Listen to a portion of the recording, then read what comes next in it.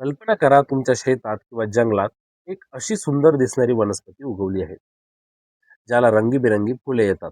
पहिल्यांदा पाहिल्यावर ती खूप आकर्षक वाटते, पण काही वर्षांनी लक्षात येतं की जिथे ही वनस्पती आली तिथे इतर झाडं उगवणं अगदी बंद झालं आहे.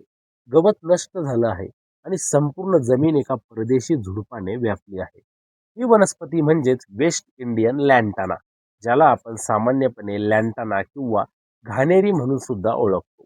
दिसायला सुंदर पण निसर्गासाठी अत्यंत घातक अशी ही वनस्पती आज जगभरात मोठी समस्या बनली आहे.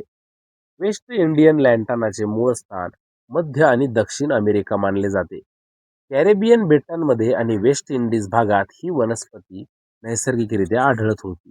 पण 18व्या आणि 19व्या शतकात युरोपीय लोकांनी तिच्या सुंदर फुलांमुळे तिला सजावटीच्या वनस्पती म्हणून जगभर नेलं.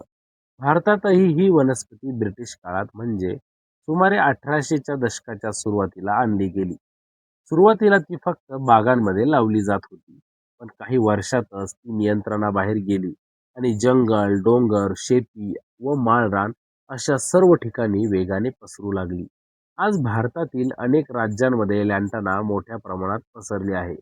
महाराष्ट्र, कर्नाटक, तमिळनाडू, उत्तराखंड, मध्य प्रदेशातील जंगलांमध्ये सुद्धा या वनस्पतीने हजारो हेक्टर जमीन व्यापली आहे. जगाच्या स्तरावर पाहिलं तर ही वनस्पती जगातील सर्वात आक्रमक वनस्पतींपैकी एक मानली जाते. ऑस्ट्रेलिया, आफ्रिका, भारत आणि आशियातील अनेक देशांमध्ये लँटानामुळे पर्यावरणाला मोठं नुकसान होत आहे. लँटाना इतकी धोकादायक का आहे हे समजून घेणं महत्त्वाचं ठरतं.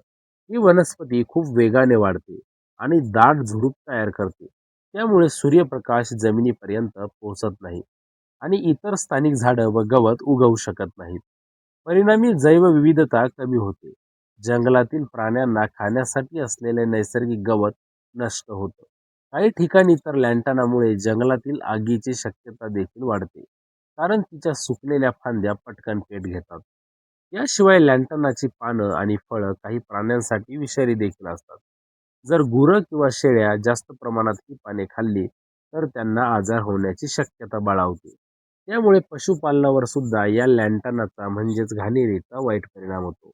आता प्रश्न असा पडतो की या वनस्पतीचा नायनाट कसा करायचा? लँटनाला पूर्णपणे नष्ट करणे सोपे नाही, कारण तिची वाढ खूप वेगाने होते. एक पद्धत म्हणजे झुडूप मुळासकट उपटून टाकणे. जर फक्त वरचा भाग कापला तर काही दिवसात ती पुन्हा उगवते. त्यामुळे मुळांसकट काढून टाकणे खूप महत्त्वाचं असतं. काही ठिकाणी नियंत्रित जाळपोळ किंवा यांत्रिक पद्धतीने साफसफाई देखील केली जाते. तसेच ज्या ठिकाणी लँटना काढून टाकली जाते तिथे लगेच स्थानिक गवत आणि झाडे लावली तर तिची पुन्हा वाढ होण्याची शक्यता कमी होते. जगभरामध्ये अनेक संशोधन संस्था लँटनावर नियंत्रण मिळवण्यासाठी वेगवेगळ्या पद्धती शोधत आहेत. काही ठिकाणी जैविक नियंत्रणासाठी विशिष्ट कीटकांचा वापर देखील केला जात आहे, जे लँटनाची वाढ कमी करतात. म्हणून मित्रांनो, पुढच्या वेळी तुम्हाला रंगीबेरंगी फुलांनी भरलेली लँटनाची झुडपं दिसली तर लक्षात ठेवा की ही फक्त एक सुंदर वनस्पती नाही, ती आपल्या जंगलावर, शेतीवर, निसर्गावर हळूहळू ताबा मिळवणारी आक्रमक प्रजाती आहे. आणि जर आपण योग्य वेळी तिच्यावर नियंत्रण ठेवलं नाही तर भविष्यात ती आणखी मोठी पर्यावरणीय समस्या ठरू शकते. जर तुम्हाला शेती, पर्यावरण आणि निसर्गाशी संबंधित अशाच माहितीपूर्ण गोष्टी जाणून घ्यायच्या असतील